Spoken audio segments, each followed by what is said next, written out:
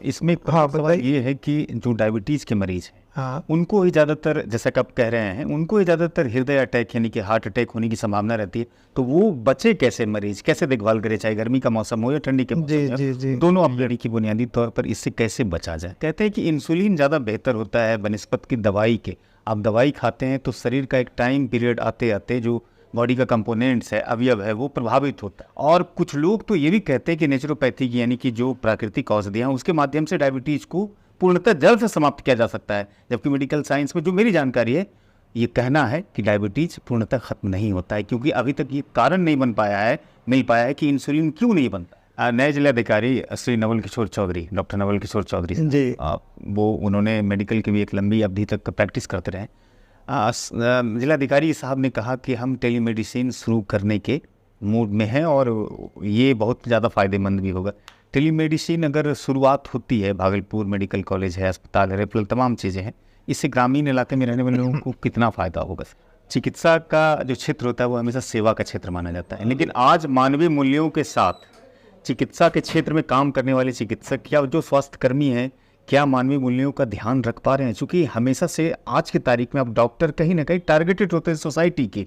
Doctors का fees इतना है, डॉक्टर्स मेडिसिन इतना लिखते हैं, डॉक्टर्स जांच इतना लिखते हैं, कुल मिलाकर के इससे पब्लिक बहुत ज़्यादा संतुष्ट नहीं है। भागलपुर शहर में जब भी मेडिकल इवेंट्स या फिर चिकित्सा से जुड़े हुए किसी भी प्रकार के कार्यक्रम होते हैं तो उस कार्यक्रम में एक चर्चित नाम आता है डॉक्टर हेमशंकर शर्मा का। MBBS हैं, MD हैं और भागलपुर जवाहरलाल नेहरू मेडिकल कॉलेज में फ़िलहाल पदस्थापित हैं। कोरोना काल से लेकर के अलग अलग स्वास्थ्य जैसे कार्यक्रम आयोजित होते हैं उन सब में बहुत ज़्यादा एक्टिव हैं। IMA से भी जुड़े हुए हैं। जाहिर सी बात है कि शहर के एक प्रतिष्ठित चिकित्सक की सूची में नाम आता है। आज हमारे साथ बहुत सालों बाद स्क्रीन शेयर कर रहे हैं। कुछ चीज़ें जानने की कोशिश करेंगे जो सर्वहित में हो, सब लोगों के हित में हो। और मुख्य रूप से आज इस वीडियो में चर्चा हम करेंगे हृदय रोग और डायबिटीज़ का जो ताल्लुकात है, ये कितना नेगेटिव है लोगों के लिए और उसके स्वास्थ्य के लिए। सर, बहुत बहुत स्वागत है आपका हमारे सिटी टाइम्स चैनल पे। बहुत दिनों बाद आप हमारे साथ स्क्रीन शेयर कर रहे हैं। बतौर एक चिकित्सक होने के नाते जिस तरह से अभी पूरे भारत में डायबिटीज़ और हार्ट अटैक जैसी गंभीर बीमारियां लोगों के मतलब जीवन में समा रही है या फिर उसको अपनी गिरफ्त में ले रही है, इसकी रोकथाम के लिए क्या करना चाहिए लोगों को सर? देखिए, आपका एस्पेक्ट दो है। एक तो है कि हृदय रोग, तो हृदय रोग विश्व स्वास्थ्य संगठन के जो डेथ रेट होते हैं उसमें हाईएस्ट नंबर जो होता है वो हृदय रोग से डेथ होता है। ये प्रथम कारण है विश्व में मृत्यु दर का। और जहाँ तक डायबिटीज़ का सवाल है, इन दोनों का बड़ा अन्योन्याश्रय संबंध जैसा हो जाता है। एक करेला दूजे नीम चढ़ा। डायबिटीज़ हमारे यहाँ जो खासकर ऐसी स्थितियाँ हैं जेनेटिकली कंट्रोल्ड होती हैं और बहुत सारी चीज़ लाइफ स्टाइल मॉडिफिकेशन के हिसाब से इसमें जुड़ती हैं, जैसे हमारे खाने पीने का तरीका, रहन सहन, ये सब बातें। और एक सर्वे के द्वारा देखा गया है कि हमारे देश में, भारतवर्ष में अर्बन एरियाज़ में ये लगभग 13 से 16% लोग जो हैं एडल्ट्स वो डायबिटीज़ से पीड़ित हैं और ग्रामीण क्षेत्रों में 7 से 9%। लेकिन इसमें वृद्धि लगातार उत्तरोत्तर होती जा रही है। कुल मिलाकर हम लोग अगर समझें तो हर 10 में 1-1.5 व्यक्ति तो नहीं होगा, मतलब 20 में 3 व्यक्ति कम से कम डायबिटीज़ से पीड़ित होगा। अब है ये सोचने की बात कि ऐसा क्यों हो रहा है और इस दोनों में क्या आखिर संबंध है। जी। देखिए, हृदय रोग में क्या है कि हृदय की जो धमनियाँ होती हैं, यानी हार्ट की जो अपनी सप्लाई होती है, तो वो सप्लाई उनमें वसा जम जाती है। अगर जैसे कि ये नली है तो नली के बीच में जो वसा होती है, फैट होती है, वो फैट जमती है। और डायबिटीज़ में फैट की मात्रा बढ़ जाती है, कोलेस्ट्रॉल की मात्रा इसमें बढ़ती है और विभिन्न मेटाबॉलिक एक्टिविटीज़ के चलते ये फैट जो जमते हैं वो धीरे धीरे उसको संकुचित कर देते हैं। तो आप ये समझिए कि आपके घर के पानी की सप्लाई है और घर के पानी की सप्लाई में पाइप में गर्दी जमा हो रही है, तो जब ज़रूरत होगी तो पानी की मात्रा तो कम आएगी नीचे, स्वाभाविक। तो जब आपका हृदय काम करेगा, जब आप फिजिकली या मेंटली एक्टिव होंगे और हृदय को ज़्यादा रक्त की आवश्यकता है, उस समय जब आप देखेंगे कि नलियाँ संकुचित हो गई हैं, पतली हो गई हैं, तो ब्लड सप्लाई वो ऑन डिमांड उतना कर नहीं पाती है। तो डिमांड एंड सप्लाई का मिसमैच हो जाता है। ये मिसमैच अगर बढ़ता है तो उसकी गति रुक सकती है, अवरुद्ध हो सकती है ब्लड सप्लाई की, जिसे हृदयाघात कहते हैं। हाँ, जिसको हृदय आघात या हार्ट अटैक हम लोग कहते हैं। इसमें भी 2 फैकल्टी है, कैटेगरी है शायद, जैसा मैंने गूगल इसकी पर देखा। पहले की बात जो होती है हृदय के आघात की, एक तो हो गया कि सडनली बंद हो गया, और दूसरा हुआ कि धीरे धीरे बंद होता है। अच्छा। उसको एंजाइना बोलते हैं। अच्छा। उसको हम लोग एंजाइना बोलते हैं। एंजाइना 2 प्रकार का होता है। एक होता है स्टेबल एंजाइना, यानी आप यहाँ से चले, आप 50वें कदम तक जाते जाते आपके सीने में दर्द हो गया, फिर आप रुक गए तो वो दर्द कफूर हो गया, गायब हो गया, खत्म हो गया। और इसमें एक प्रमुख सवाल ये है कि जो डायबिटीज के मरीज हैं, हाँ, उनको ही ज्यादातर, जैसा कि आप कह रहे हैं, उनको ही ज्यादातर हृदय अटैक यानी कि हार्ट अटैक होने की संभावना रहती है। तो वो बचे कैसे, मरीज कैसे देखभाल करे, चाहे गर्मी का मौसम हो या ठंडी के मौसम हो, दोनों आप प्लेटफॉर्म पर। तो डायबिटीज के लिए एक हमेशा बात याद रखिएगा कि डायबिटीज क्या है, वो नसों को भी पकड़ता है। अच्छा। तो हमारे जो हृदय में दर्द होता है हार्ट अटैक होने से, जो पेन आता है, दर्द, वो जिन नलियों के द्वारा, जिन तंत्रिकाओं के द्वारा, जिन नर्व्स के द्वारा दर्द की अनुभूति होती है, वो तंत्रिकाएं ही इसमें पकड़ा जाती हैं डायबिटीज़ में। इसलिए आपको दर्द की अनुभूति ही नहीं होती है। इसलिए 50% रोगियों में डायबिटीज़ में हार्ट अटैक के बावजूद उनको सीने में दर्द की कोई अनुभूति नहीं होती है। ये एक खतरनाक स्टेज है, मतलब साइलेंट, यानी silent heart attack. This is called silent heart attack, यानी कि हार्ट अटैक हो गया, आपको पता भी नहीं चला, आप लाइफ लूज कर गए या लूज करने जा रहे हैं। तो आप समझते हो शायद कि कोई गैस हो गया या और कोई बात हो गई, लेकिन नहीं, ऐसी बात नहीं है। डायबिटीज़ में 50% पेशेंट्स में, आधे मरीजों को दर्द नहीं होता है हार्ट अटैक के बावजूद। इसलिए ये एक ज़्यादा गंभीर अवस्था हम लोग हमेशा मानते हैं। ग्रामाफेसिया यानी कि बुनियादी तौर पर इससे कैसे बचा जाए? आपको देखिए, जब आपकी उम्र बढ़ती है, 2-3 बातों का ध्यान रखना होगा। अगर आपके परिवार में डायबिटीज़ है या हार्ट अटैक के मरीज़ हैं, तो आपको अलर्ट हो जाना चाहिए। वैसे लोगों को, जैसे अगर माता पिता दोनों को डायबिटीज़ है, तो बच्चों में 50% डायबिटीज़ होने की संभावना हो जाती है। आनुवंशिक, एकदम आनुवंशिकता है।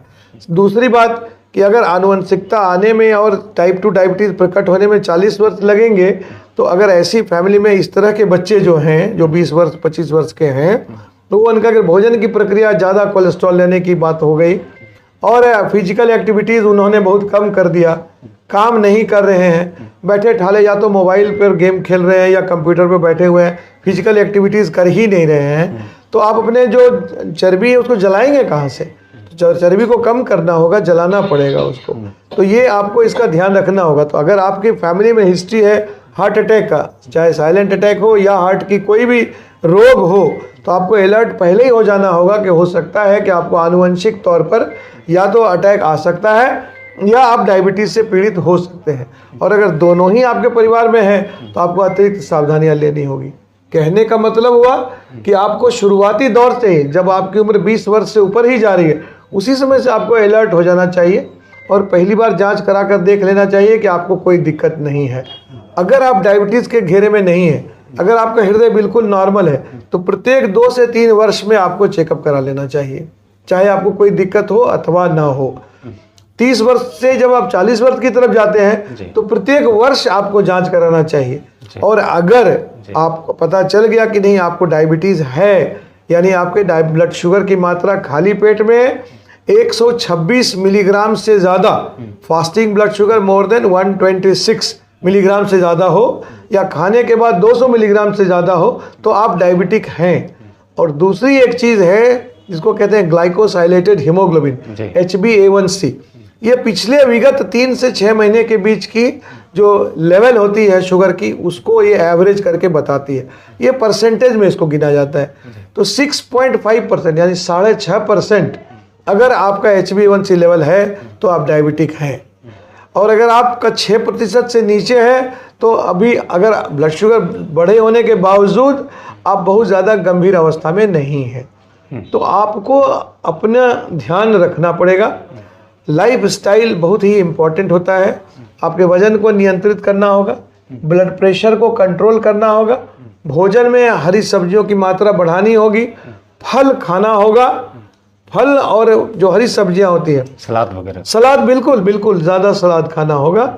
और ये हम लोग करते क्या है कि आप देखेंगे अक्सर हम लोग के तरीका क्या है भोजन का, कि चावल और रोटी बहुत ज़्यादा मात्रा में आती है और सब्जियां बहुत ही कम मात्रा में आती है, क्योंकि हम लोगों की खाना भी वही परंपरागत रही है। तो इस परंपरा को बदलना होगा और इसको ठीक उलट करना होगा, यानी सब्जियां बढ़ानी होंगी। हाँ, एक प्रश्न अहम डायबिटीज और हृदय घात से जुड़े हुए हम करना चाहेंगे। कहते हैं कि इंसुलिन ज़्यादा बेहतर होता है बनिस्पत की दवाई के। आप दवाई खाते हैं तो शरीर का एक टाइम पीरियड आते आते जो बॉडी का कंपोनेंट्स है, अवयव है, वो प्रभावित होता है, जिससे हार्ट पर भी असर होता है, किडनी पर असर होता है और लीवर पर भी असर होता है। तो ये कितनी अच्छी बातें हैं या फिर इसके विषय में क्या जानकारी है? देखिए ऐसा है, आपने दो बातें रखी जी। आपने पहले तो दवाई और इंसुलिन के बीच की तालमेल की बात की, क्या डिफरेंसेस है उस पर बात की। दूसरी आपने कहा कि ये जो बीमारी होती है ये हमारे टारगेट ऑर्गन्स को, डायबिटीज में टारगेट ऑर्गन्स गिनते हैं हम लोग, यानी पहला टारगेट ऑर्गन हो गया ब्रेन, दूसरी हुई आंख, तीसरा हो गया हृदय, चौथा हो गया किडनी और पांचवा हो गया पेरिफेरल ब्लड वेसल्स, यानी कि जो शरीर की बाकी नलियाएं हैं जो ब्लड सप्लाई कर रही हैं, ये इनके ये पांचों टारगेट ऑर्गन्स कहते हैं इनको। यही गंभीर रूप से पकड़ाते हैं। और जो बेसिक डिजीज है, मैंने जो आपको शुरुआत में कहा कि वसा का जमाव, यानी वो उससे क्या होता है कि जो खून की नलियां होती हैं वो प्रभावित होती हैं, उनको एंजियोपैथीज कहते हैं। एंजियो यानी ब्लड वेसल, पैथी मतलब उससे रिलेटेड डिजीज, एंजियोपैथी है। अगर बहुत ही पतली पतली नलिकाएं बीमार होती हैं तो माइक्रो एंजियोपैथी, और जो बड़ी बड़ी नलिकाएं बीमार होती हैं तो मैक्रो एंजियोपैथी। उदाहरण के तौर पे ब्रेन में जैसे हिमरेज होता है वो मैक्रो एंजियोपैथी का पार्ट है, और हृदय में मैक्रो और माइक्रो दोनों ही का कंबाइंड पार्ट है। किडनी में स्मॉलर ब्लड वेसल्स पकड़ाते हैं, वो माइक्रो एंजियोपैथी है। तो ये जो प्रक्रिया है ये प्रक्रिया मेटाबॉलिक है। ये जो वसा का जमना है ये डायबिटीज़ की वजह से बढ़ता है और बाकी एक्टिविटीज़ की वजह से भी बढ़ जाता है। अगर हम फिजिकली इनएक्टिव रहें तो ये बढ़ जाएगा और ये प्रॉब्लम हमारा होता चलेगा इसमें। तो एक तो बातें वो हो गई, मैंने बताया टारगेट ऑर्गन्स के डैमेजेस की बात, कि वो डैमेजेस तो आज न कल आएंगे ही, इसलिए आप जितनी जल्दी उसको कंट्रोल करेंगे, जितनी जल्दी आपकी पकड़ बीमारी पर बनी रहेगी, जितनी जल्दी आप ये समझ जाएंगे कि आपको अच्छे होना है और अच्छे से रहना है, आप अपने जीवन शैली को बदलेंगे, खाने के तौर तरीके को बदलेंगे, एक्सरसाइज पर ज़्यादा ध्यान देंगे और बेवजह चिंता नहीं करेंगे। क्रोध नहीं होना चाहिए, तो क्रोधात भवति सम्मोह, गीता में कहा जाता है कि क्रोध से बहुत तरह की बीमारियां होती हैं, वो भी नहीं होना चाहिए। तो आप मन और शरीर दोनों को ही शांत चित्त रखने की आदत डालिए। आपका दूसरा प्रश्न था इंसुलिन और गोलियां। अब इसमें देखिए अंतर क्या है, डायबिटीज में क्या होता है, हमारे पैंक्रियाज में सेल्स होते हैं जिनको कि बीटा सेल्स बोलते हैं, आइलेट्स ऑफ पैंक्रियाज होता है, वहाँ से इंसुलिन स्राव होता है, इंसुलिन बनता है। ये एक सतत प्रक्रिया है। कुछ बीमारियों के चलते, आनुवंशिकता के चलते, अगर ये बीटा सेल्स जो होते हैं काम धीरे धीरे कम करने लगते हैं, तो जैसे काम कम करने लगे तो आप इनको स्टिमुलेट कर सकते हैं। अगर अभी भी बीटा सेल्स हमारे बचे हुए हैं तो हम उनको स्टिमुलेट या जागृत कर सकते हैं। इस जागृत करने के लिए हमारे पास दवाइयाँ हैं जिनको ओरल हाइपोग्लाइसेमिक ड्रग्स बोलते हैं। तो अब जो शरीर में हमारे शुगर की लेवल बढ़ जाती है, मात्रा बढ़ गई, तो उसको पेरीफेरी में यानी कि सेल के लेवल पे, मसल्स के लेवल पे ज़्यादा कंज्यूम कर सकते हैं हम, उसके लिए दवाइयाँ अलग हैं। और बीटा सेल्स को स्टिमुलेट करने के लिए दवाइयाँ अलग हैं। ये सब ओरल ड्रग्स हैं। तो मरीज़ के कंडीशन के हिसाब से ओरल ड्रग्स हम लोग देते हैं। एक दूसरे प्रकार की डायबिटीज़ है जिसको टाइप 1 डायबिटीज़ कहते हैं, या जो आनुवंशिकता पैदाइशी होती है, उसमें इंसुलिन की मात्रा बननी बंद हो जाती है, बीटा सेल्स काम नहीं करते हैं। ये जन्मजात भी होती है या जन्म के तुरंत बाद हो जाती है, या पहले ही कुछ वर्षों में ये प्रकट हो जाता है ऐसा। यानी कि छोटे बच्चों में डायबिटीज़ आपको इस तरह के टाइप 1 डायबिटीज़, जो इंसुलिन डिपेंडेंट डायबिटीज़ कहा जाता था उनको टाइप 1 डायबिटीज़ हम लोग बोलते हैं। इसमें बिना इंसुलिन के उनका इलाज नहीं हो सकता है टाइप 1 में, चूंकि बीटा सेल है नहीं तो आप किसको एक्टिव करेंगे इंसुलिन बनाने के लिए? आपका स्टोर में खाना ही नहीं है तो आप खिलाएंगे कैसे किसी को? खाना रहेगा तो बांटेंगे। यानी कि कहने का तात्पर्य यही है कि दोनों कंडीशन में मेडिसिन भी फायदेमंद है और इंसुलिन भी फायदेमंद। बिल्कुल। अच्छा, एक और चीज़ सर, डायबिटीज की जो बीमारियां है, जो मेडिकल की दुनिया है, मेडिकल साइंस की दुनिया है, इसके परे भी एक बहुत बड़ी दुनिया है और वो कहते हैं कि प्राकृतिक दुनिया है। और कुछ लोग तो ये भी कहते हैं कि नेचुरोपैथी की, यानी कि जो प्राकृतिक औषधियां हैं उसके माध्यम से डायबिटीज को पूर्णतः जड़ से समाप्त किया जा सकता है। जबकि मेडिकल साइंस में जो मेरी जानकारी है, ये कहना है कि डायबिटीज पूर्णतः खत्म नहीं होता है, क्योंकि अभी तक ये कारण नहीं बन पाया है, मिल पाया है कि इंसुलिन क्यों नहीं बनता है। देखिए, मैं आपकी बातों से थोड़ा सहमत हूँ, थोड़ा अलग हूँ। जी बताइए सर। जहाँ तक सवाल है, आपने शायद गौर किया हो, मैंने जब आपको कंट्रोल की बात की, डायबिटीज़ की जी। और ब्लड प्रेशर की, दोनों ही में मैंने पहला शब्द का इस्तेमाल, जो पहली पंक्ति बोली, वो कहा लाइफ स्टाइल मॉडिफिकेशन। चेंज करना है, अपने आप को बदलना, अपने आप को सही दिशा में लेके चलना, अपनी भोजन को सही करना। आप शायद भूल गए उन बातों को और आप दवा पर आ गए, है ना। मैंने पहली बात ये कही कि आप अपनी ज़िंदगी को देखिए एक चश्मे से, जिसमें कि आपका वजन नियंत्रित हो, आपका जो वसा है लेने खाने का तौर तरीका नियंत्रित हो। जब आप हरी सब्जियां खाएंगे तो वसा ऑटोमेटिकली नियंत्रित होंगी। जब आप फिजिकली एक्टिव रहेंगे तो जो एक्स्ट्रा फैट आपने जमा कर रखा है वो जल जाएंगे, बर्नआउट हो जाएगा। तो ये तो नॉर्मल पद्धति, नेचुरोपैथी का कंपोनेंट है। तो ये किसने कहा कि ये हम लोग नेचुरोपैथी नहीं है इसमें? हमारा तो बेस लाइन ही यही है। हमारा फर्स्ट ट्रीटमेंट ऑफ डायबिटीज़ जो है वो लाइफ स्टाइल मॉडिफिकेशन के साथ जीवन शैली को बदलना, जीवन के तौर तरीके को बदलना है, सही तरीके से खाना खाना है, सही तरीके से उसकी एनर्जी को जलाना है और काम में लगाना है। आखिर में 2 प्रश्न करेंगे और संक्षिप्त में जवाब चाहेंगे। नए जिलाधिकारी श्री नवल किशोर चौधरी, डॉक्टर नवल किशोर चौधरी साहब जी, वो उन्होंने मेडिकल की भी एक लंबी अवधि तक प्रैक्टिस करते रहे। जिलाधिकारी साहब ने कहा कि हम टेलीमेडिसिन शुरू करने के मूड में हैं और ये बहुत ज़्यादा फायदेमंद भी होगा।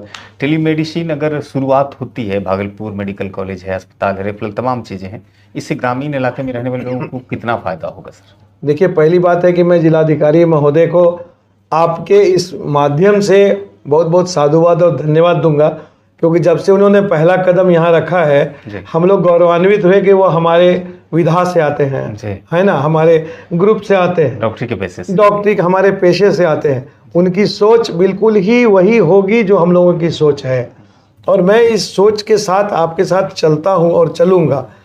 थोड़ी सी इसमें समझौतावादी नीति चलेगी।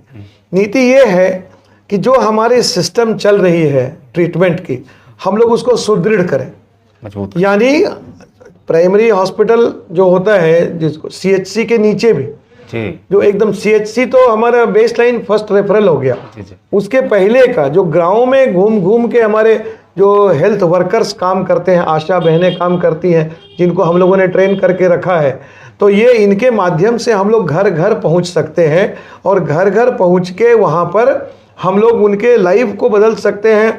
जो बीमारियाँ होती हैं, जल संबंधी बीमारियाँ, गंदगी से होने वाली बीमारियाँ, मच्छर मक्खियों इनके प्रकोप से होने वाली बीमारियाँ, इनको हम लोग अगर उनके द्वारा, उनके माध्यम से, इस बड़ी ताकत और फोर्स के साथ हम लोग अगर वहाँ पर पहुँचा देते हैं गांव-गांव में, तो वो बीमारियां तो बहुत हद तक कंट्रोल में आ सकती हैं।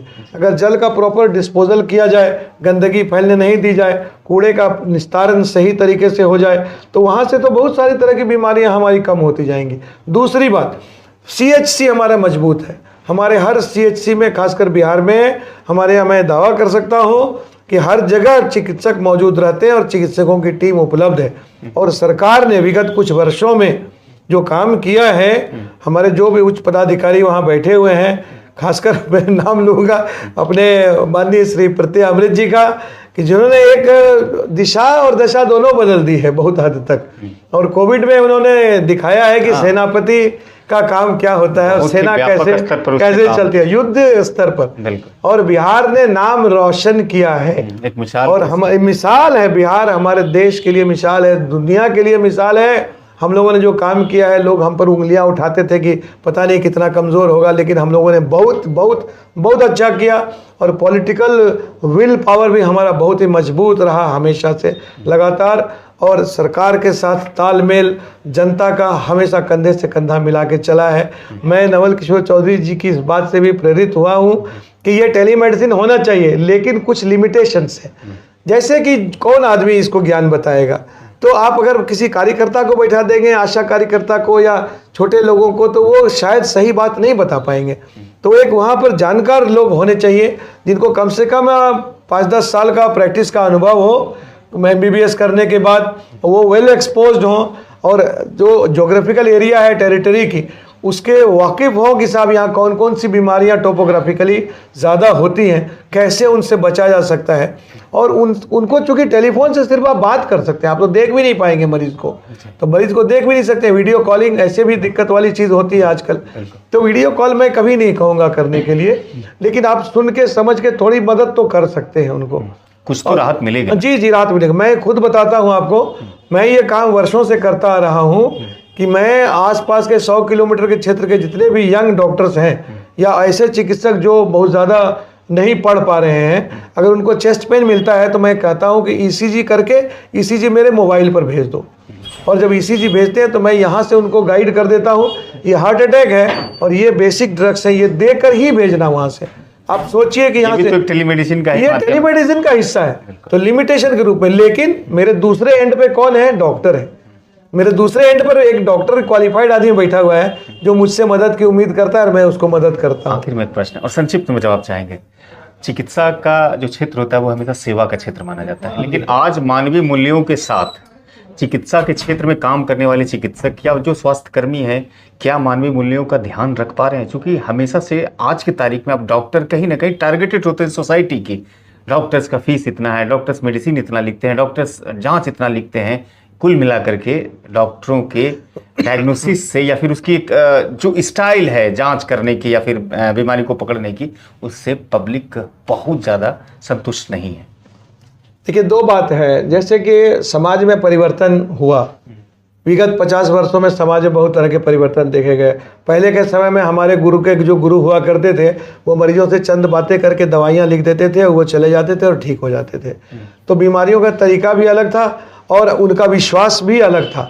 और जनसंख्या के हिसाब से भले दिक्कत में थे लोग, लेकिन वो जानते थे कि फलाना डॉक्टर के यहाँ चले जाओ, जो बोलेंगे वो मान लो। अभी ऐसी परिस्थिति नहीं है। अभी खासकर गूगल ने तो क्रांति ला दी है। अब आप गूगल पढ़ के हमारे पास आते हैं कि नहीं साहब इसका इलाज ऐसे होना चाहिए, वैसे होना चाहिए। आप बताइए कि मैंने पढ़ाई की, MBBS किया, MD किया, MS किया, MCH किया, पढ़ने के बाद उतने वर्षों के मेहनत के बाद 40 वर्षों से मैं प्रैक्टिस कर रहा हूँ। अब मुझे लोग गूगल से पढ़ाना चाहते हैं कि नहीं इसका इलाज ऐसे होना चाहिए, वो सही है। भाई आपने 2 मिनट में आप डॉक्टर हैं नहीं, आपने वो जानकारी आधी अधूरी जानकारी, कहते हैं ना little learning is a dangerous thing, है ना। तो वो लिटिल लर्निंग वाली बीमारी लेकर आप चले आते हैं हमारे पास, यहाँ गड़बड़ी हो जाती है। और यहाँ पर हम लोग का विश्वास एक दूसरे के प्रति गड़बड़ाने लगता है। डॉक्टरों को थोड़ा समय देना चाहिए मरीजों के प्रति, और मरीजों को भी विश्वास रखना चाहिए, डॉक्टरों पर भरोसा रखना चाहिए। जहाँ तक सवाल है बीमारियों के बारे में डायग्नोसिस करने का, अभी लोग सीधी सी बात कहते हैं कि आप हमें डायग्नोसिस बताइए। एटीट्यूड बदल गया है। अब ये लोग नहीं कहते हमें ठीक कर दीजिए, अब लोग कहते हैं कि मेरी कौन सी बीमारी है ये आप बताइए। आप बताइए कि साहब अगर किसी को 3 महीने से बुखार है, बिना किसी जांच पड़ताल के हम उसको कैसे कह सकते हैं कि आपको टाइफाइड है या आपको ट्यूबरक्लोसिस है या आपको कोई मैलिग्नेंसी से हो रहा है। किसी भी चीज़ से भी बुखार हो सकता है। दूसरी तरफ हमारा कोर्ट है जो कंज्यूमर प्रोटेक्शन एक्ट लगता है डॉक्टरों पे, तो कोर्ट कहता है कि नहीं साहब ये तो इतने जांच इन्होंने कुछ कराए ही नहीं, आपने बिना जांच के टाइफाइड कैसे कह दिया। अब मैं तो ये सिद्ध नहीं कर सकता हूँ कोर्ट में कि सर मेरा तो 30 वर्षों का अनुभव है कि पल्स देखो कि ब्रेडिकार्डिया यानी गति स्लो हो गई, टॉक्सीमिया बढ़ गया, चेहरे का टॉक्सिकिया बढ़ गया, टंग कोटेड हो गया, सेंट्रली कोटेड है, तो ये टाइफाइड ही होगा। तो ये बात जो हमने पढ़ी है, लेकिन कोर्ट या और भी लोग जो कहते हैं नहीं साहब आप टेस्ट दिखाओ। अब टेस्ट में मान लीजिए आया या नहीं आया, क्योंकि मरीज जो हमारे पास आते हैं वो तरह तरह की दवाइयाँ खा कर आते हैं, तो दवाइयों व्यवहार का परिवर्तन भी हो जाता है ना बीमारी में, तो बीमारियों के लक्षण भी बदल जाते हैं। तो ये सब चीज़ को सोचते हुए उनको हम पर विश्वास करना होगा। जो सीनियर डॉक्टर्स हैं उन पर विश्वास ज़्यादा करना होगा, और हमारे यंग डॉक्टर्स हैं वो भी पढ़े लिखे हैं, अच्छे हैं, सारे अच्छे हैं। इसलिए मैं हमेशा कहूँगा कि डॉक्टरों पर विश्वास करिए। ये दो तरफा नीति है, हमको भी मरीजों में विश्वास होना होगा, हमको भी उन्हें जागृत करना होगा, उनको पढ़ाना होगा, हेल्थ एजुकेशन देना होगा। तो ये दोनों पारस्परिक सामंजस्य की बात होती है। इसलिए मैं हमेशा जनता से यही कहूँगा कि अपने चिकित्सकों पर भरोसा करना सीखिए, और चिकित्सकों से कहूँगा कि जनता से थोड़ा तालमेल बढ़ाइए। यही मेरा बातचीत के लिए और आप अपना बहुमूल्य समय देने के लिए सिटी टाइम्स को बहुत बहुत धन्यवाद, आभार आपका। Thank you. तो ये डॉक्टर हेमशंकर शर्मा साहब, फिलहाल ये जानकारी आपके लिए कितना मुफीद है, फ़ायदेमंद है। अगर फ़ायदेमंद है तो ज़रूर वीडियोस को साझा कीजिएगा, लाइक कीजिएगा, कमेंट कीजिएगा और शेयर भी कीजिएगा। यूट्यूब चैनल को थोड़ा सब्सक्राइब कीजिएगा। फेसबुक पर भी पेज है सिटी टाइम्स के, वहाँ आप मुझे अंशदान कर सकते हैं, फॉलो और लाइक करके।